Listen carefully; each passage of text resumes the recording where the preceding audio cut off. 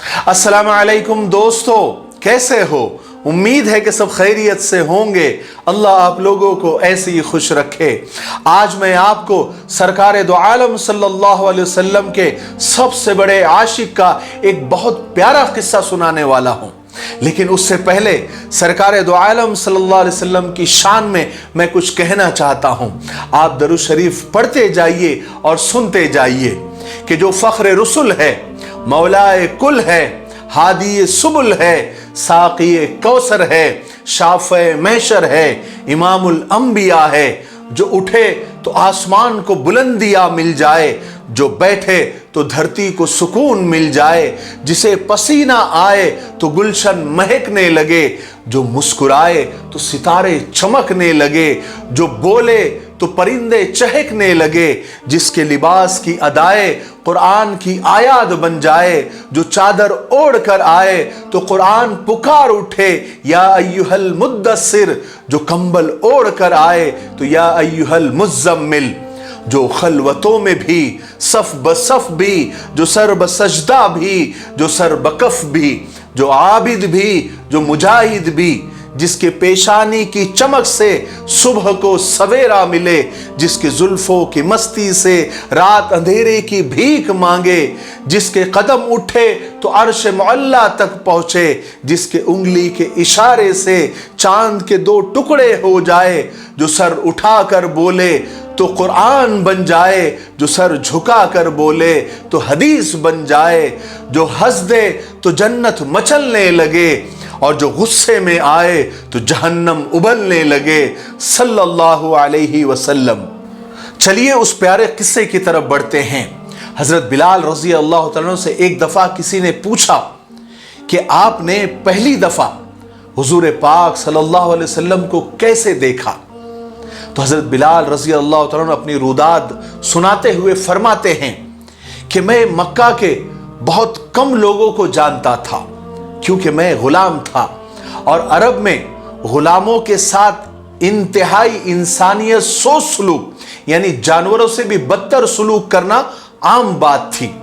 गुलामों को उनकी ताकत इस्तिदाद से बढ़कर उनसे काम लिया जाता था। तो मुझे कभी इतना वक्त ही नहीं मिलता था कि मैं बाहर निकलकर लोगों से मिलूं और जुलूं। लिहाजा मुझे हुजूर पाक सल्लल्लाहु अलैहि वसल्लम या इस्लाम जैसी किसी तरह की कोई चीज का कोई इल्म नहीं था। एक दफा क्या हुआ कि मुझे सख्त बुखार आ गया और सख्त जाड़े का यानी सर्दी का मौसम था और इंतहाई ठंड और बुखार ने मुझे बेहद कमजोर कर दिया था। लिहाजा मैंने लिहाफ ओढ़ा और लेट गया। अभी थोड़ी ही देर हुई थी कि उधर मेरा मालिक ये देखने आ गया कि मैं जौ पीस रहा हूं या नहीं, और मुझे लिहाफ ओढ़कर लेटा हुआ जब उसने देखा तो वो आग बगोला हो गया। मालिक ने गुस्से में आकर मेरा लिहाफ यानी कंबल भी छीन लिया और सजा के तौर पर मेरी कमीज भी उतरवा दी और मुझे खुले सहन में दरवाजे के पास बिठा दिया और कहा कि यहां बैठो और जौ पीसो। अब एक तो सख्त सर्दी का मौसम, ऊपर से मुझे बुखार और इतनी मशक्कत और मेहनत वाला काम भी दे दिया। हजरत बिलाल कहते हैं कि मैं रोता जाता था और जौ पीसता जाता था। कुछ ही देर में दरवाजे पर दस्तक हुई।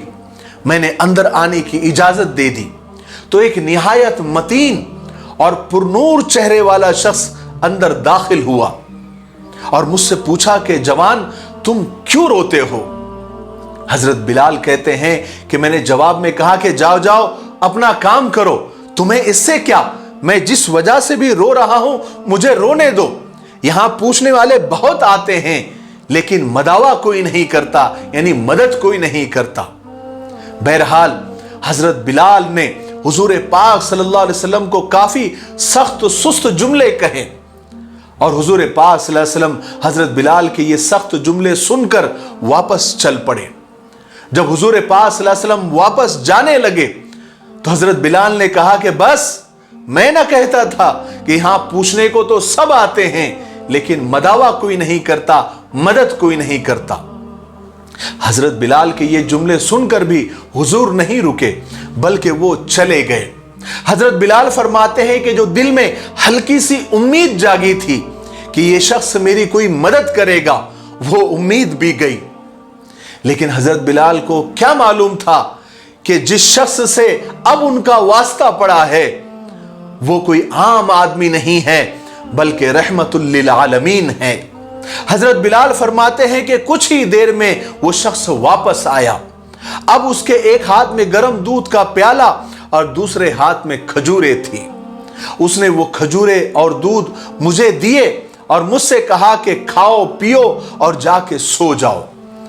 मैंने कहा कि ये जौ कौन पीसेगा? अगर ये जौ पीसी न गई तो मालिक मुझे सुबह बहुत मारेगा और सख्त सजा देगा। तो उस नौजवान ने मुझसे कहा, यानी हुजूर ने फरमाया कि तुम जाकर सो जाओ और सुबह पिसे हुए जौ मुझसे ले लेना।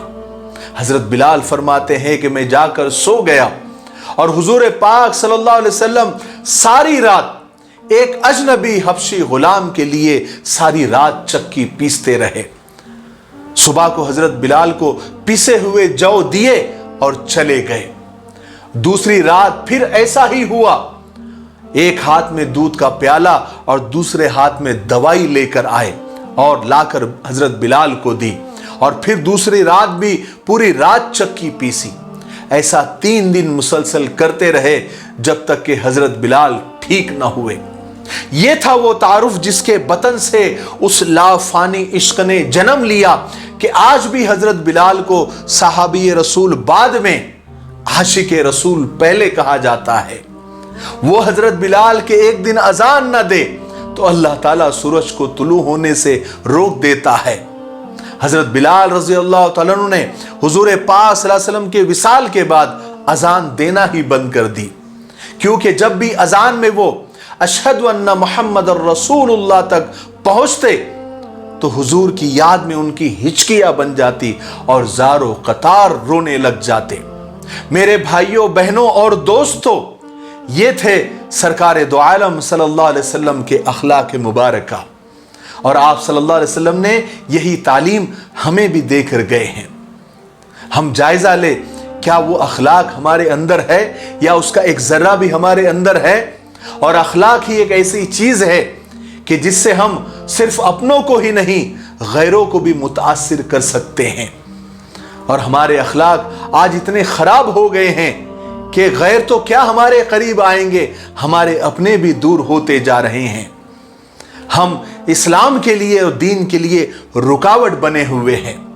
उसकी मिसाल किसी ने बड़ी बेहतरीन दी है कि हम ठंडे पानी के मटके के पास तलवार लेकर खड़े हैं कि ना हम पिएंगे ना किसी और को पीने देंगे।